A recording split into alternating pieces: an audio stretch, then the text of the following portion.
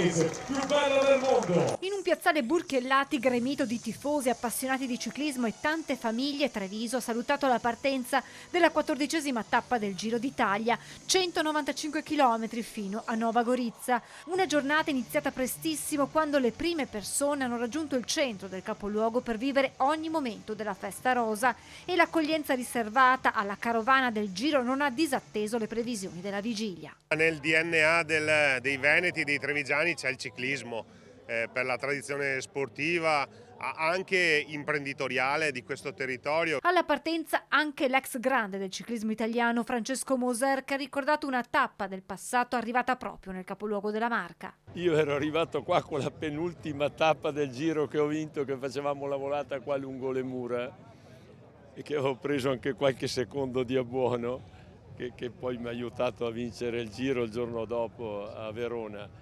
Ma qui a Treviso diciamo che è la provincia più ciclistica d'Italia. Migliaia di persone lungo il percorso che dopo la partenza ha attraversato il centro città.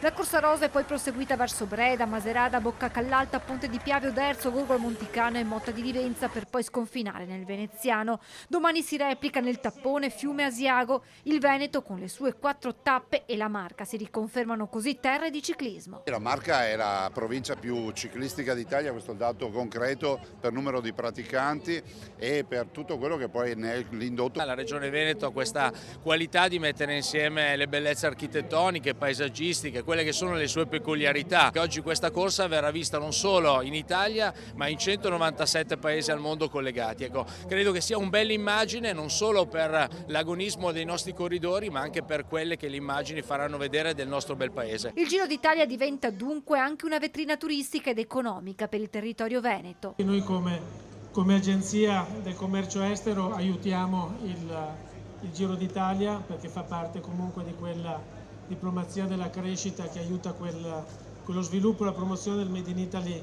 all'estero. E vista l'accoglienza riservata alla carovana rosa si pensa già al Giro 2026. Vedendo questo pubblico immenso qui alla partenza del Giro d'Italia, come faccio a dire che non c'è Giro senza Veneto? È chiaramente entusiasmante. Il 9 luglio sarà dura dire di no, lo sai bene.